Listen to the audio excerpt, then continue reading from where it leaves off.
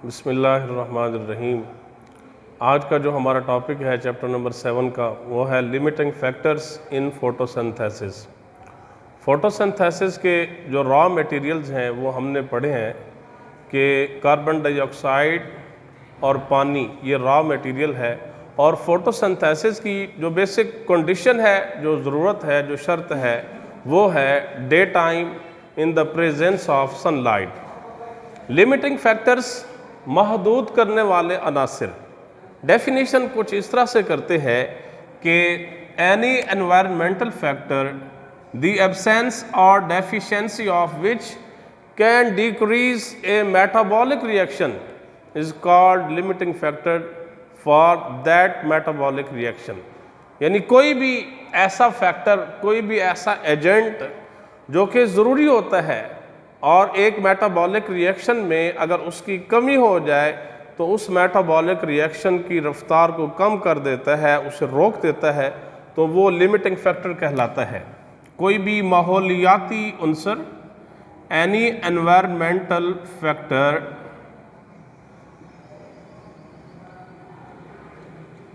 The absence गैर मौजूदगी और डेफिशिएंसी या कमी of which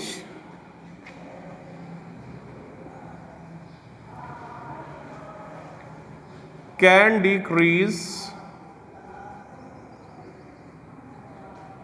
the rate of a metabolic reaction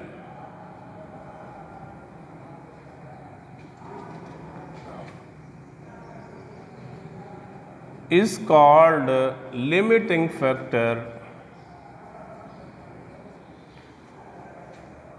for that reaction.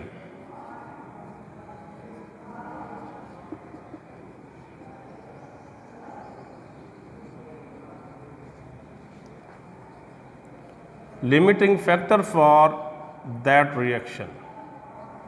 Metabolic reaction को हमने चैप्टर नंबर 6 में स्टडी किया है। बताया था कि वो केमिकल रिएक्शन जो लिविंग ऑर्गेनिज्म में होता है उसे मेटाबॉलिक केमिकल रिएक्शन कहते हैं। उसमें कैटाबॉलिज्म भी आता है, एनाबॉलिज्म भी आता है। तो ये लिमिटिंग फैक्टर्स है किसी भी मेटाबॉलिक रिएक्शन की रफ्तार को कम करने वाला वो अंसर कि जब वो खुद कम होता है तो मेटाबॉलिक रिएक्शन की रफ्तार कम होती है। इसे उस मेटाबॉलिक रिएक्शन का लिमिटिंग फैक्टर कहते हैं। हमारे पास एक मेटाबॉलिक केमिकल रिएक्शन है फोटोसिंथेसिस, जो कि एक एनाबॉलिक केमिकल रिएक्शन है। हमने देखने इसके लिमिटिंग फैक्टर्स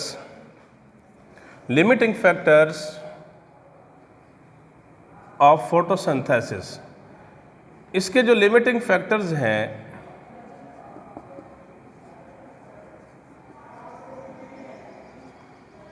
उनमें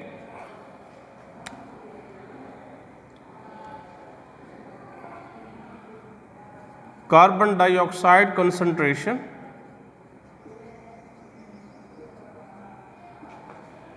इसी तरह लाइट इंटेंसिटी, रोशनी की शिद्दत,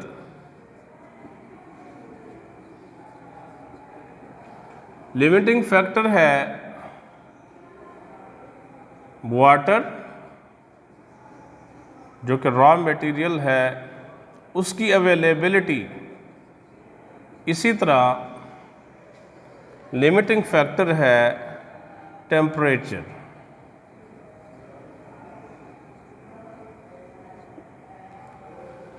हमने डिटेल से स्टडी करना है light intensity, concentration of carbon dioxide और टेम्परेचर को, कि ये कौन से लिमिटिंग फैक्टर्स हैं फोटोसिंथेसिस के हैं, और अगर इनमें कोई डेफिशिएंसी आ जाती है तो फोटोसिंथेसिस के रेट पे, उसकी रफ्तार पे इनका क्या असर पड़ता है। सबसे पहले हम देखते हैं लाइट इंटेंसिटी को।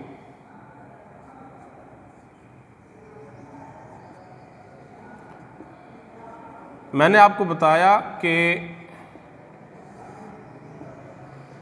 फोटोसिंथेसिस डे टाइम होती है, जब सूरज की रोशनी पड़ रही होती है तो उस वक्त फोटोसिंथेसिस होती है, और ये जो फोटोसिंथेटिक पिगमेंट्स होते हैं क्लोरोफिल्स, ये अब्जॉर्ब करते हैं उस विजिबल सनलाइट को।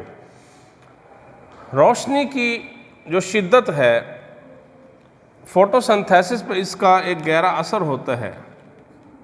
जैसे ही लाइट इंटेंसिटी बढ़ती है, फोटोसिंथेसिस का रेट भी बढ़ता है।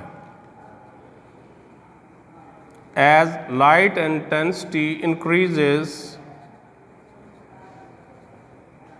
rate of photosynthesis also increases.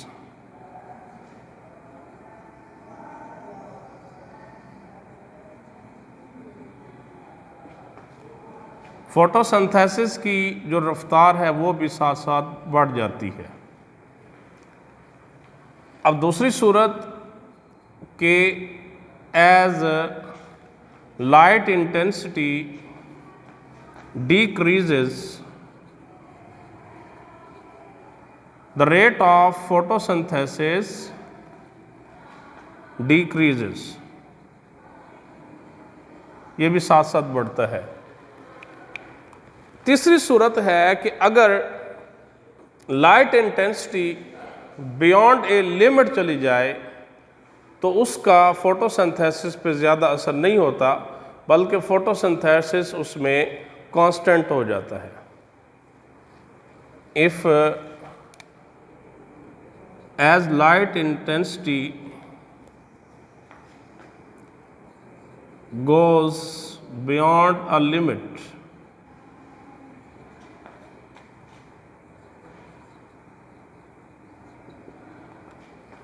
the rate of photosynthesis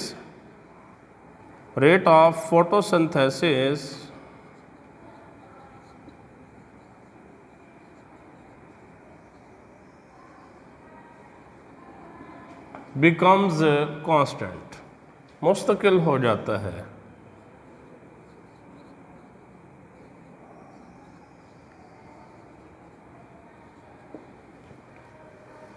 दूसरा factor temperature.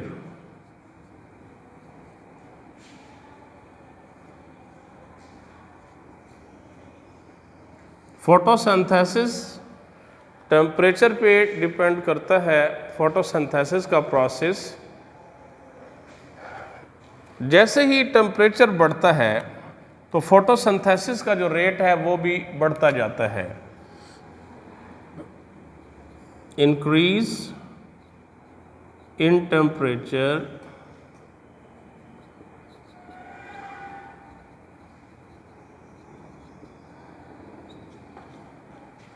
the rate of photosynthesis also increases.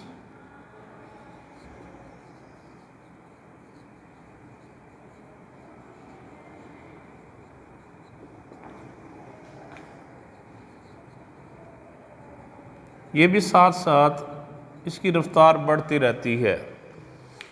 जैसे ही टेम्परेचर कम होता है तो फोटोसिंथेसिस की जो रफ्तार है वो भी कम हो जाती है। लेकिन अगर टेम्परेचर बियॉन्ड ए लिमिट चला जाता है, फॉर एग्जांपल अगर 40 to 45 डिग्री सेंटीग्रेड तक टेम्परेचर चला जाता है तो अल्टीमेटली नेचुरली जो स्टोमेटा है वो क्लोज हो जाते हैं, क्योंकि इस तरह ट्रांसपायरेशन बढ़ जाती है और डेसिकेशन का जो है एक थ्रेट होता है कि जिसमें पानी का ज़्यादा से ज़्यादा लॉस हो जाएगा और पौधा जो है उसके पत्ते सुकड़ जाएंगे। तो जब स्टोमेटा क्लोज हो जाते हैं हाई टेम्परेचर पे तो अल्टीमेटली जो रेट ऑफ फोटोसिंथेसिस है वो भी कम हो जाता है। इसके साथ ही सेकंड फैक्टर है third, carbon dioxide concentration.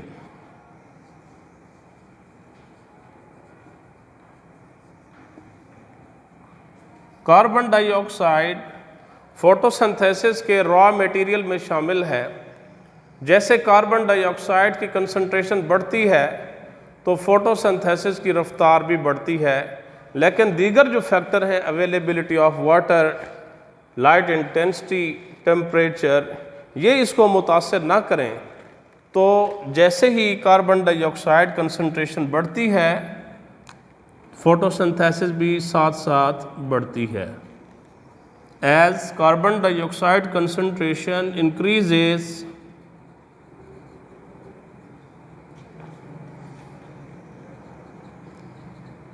rate of photosynthesis also increases.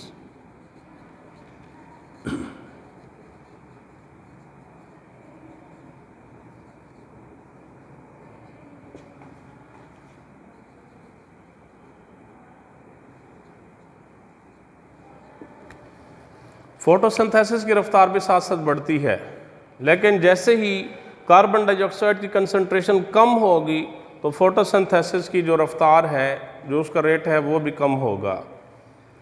अगर कार्बन डाइऑक्साइड की कंसंट्रेशन जो है वो बियॉन्ड ए लिमिट हो जाती है, अगर हद से बढ़ जाए कार्बन डाइऑक्साइड, तो उसका नतीजा ये निकलता है कि स्टोमेटा को क्लोज कर दिया जाता है और फोटोसिंथेसिस की रफ्तार जो है वो ना होने के बराबर हो जाती है, फोटोसिंथेसिस को स्टॉप कर दिया जाता है। कोई भी माहौलियाती उनसर, एनवायरमेंटल फैक्टर, जिसकी गैर मौजूदगी या कमी की वजह से एक मेटाबॉलिक रिएक्शन की रफ्तार कम हो जाए, तो उस मेटाबॉलिक रिएक्शन के लिए वो फैक्टर लिमिटिंग फैक्टर कहलाता है। फोटोसिंथेसिस के जो लिमिटिंग फैक्टर्स हैं, कार्बन डाइऑक्साइड कंसंट्रेशन है, लाइट इंटेंसिटी, रोशनी की शिद्दत है, पानी की अवेलेबिलिटी है, और उसके साथ ही टेम्परेचर। पहला फैक्टर लाइट इंटेंसिटी, जैसे लाइट इंटेंसिटी बढ़ती है तो फोटोसिंथेसिस की रफ्तार जो है वो भी बढ़ जाती है, लेकिन जब लाइट इंटेंसिटी कम होती है तो फोटोसिंथेसिस की रफ्तार कम हो जाती है। अगर लाइट इंटेंसिटी जो है वो लिमिट से बढ़ जाए तो फोटोसिंथेसिस की जो रफ्तार है वो कांस्टेंट हो जाती है। टेम्परेचर, ये दूसरा फैक्टर है लिमिटिंग फैक्टर। जैसे टेम्परेचर बढ़ता जाता है, फोटोसिंथेसिस की रफ्तार जो है वो भी बढ़ती जाती है। टेम्परेचर कम होगा तो फोटोसिंथेसिस की जो रफ्तार है वो कम होती है। अगर टेम्परेचर 40 to 45 डिग्री सेंटीग्रेड तक चला जाता है तो उसमें क्योंकि ट्रांसपायरेशन हद से बढ़ जाती है तो स्टोमेटा को क्लोज किया जाता है। जब स्टोमेटा क्लोज होते हैं तो कार्बन डाइऑक्साइड की जो कंसंट्रेशन है, जो डिफ्यूजन है पत्ते के अंदर आना, वो भी कम हो जाती है। अल्टीमेटली इसका फोटोसिंथेसिस पे भी एक गहरा असर होता है। Carbon dioxide concentration, carbon dioxide ये भी एक लिमिटिंग फैक्टर है। जैसे कार्बन डाइऑक्साइड की कंसंट्रेशन बढ़ती है, फोटोसिंथेसिस की रफ्तार भी बढ़ती है। कार्बन डाइऑक्साइड की कंसंट्रेशन कम होगी तो फोटोसिंथेसिस की रफ्तार भी कम होगी। लेकिन एक सूरत है, अगर कार्बन डाइऑक्साइड की कंसंट्रेशन लिमिट से ज़्यादा हो जाए, ज़रूरत से ज़्यादा हो जाए, तो उसके लिए फिर स्टोमेटा को क्लोज कर दिया जाता है। अल्टीमेटली फोटोसिंथेसिस को स्टॉप कर दिया जाता है। नेक्स्ट हमारा टॉपिक है रेस्पायरेशन, मैकेनिज्म ऑफ रेस्पायरेशन।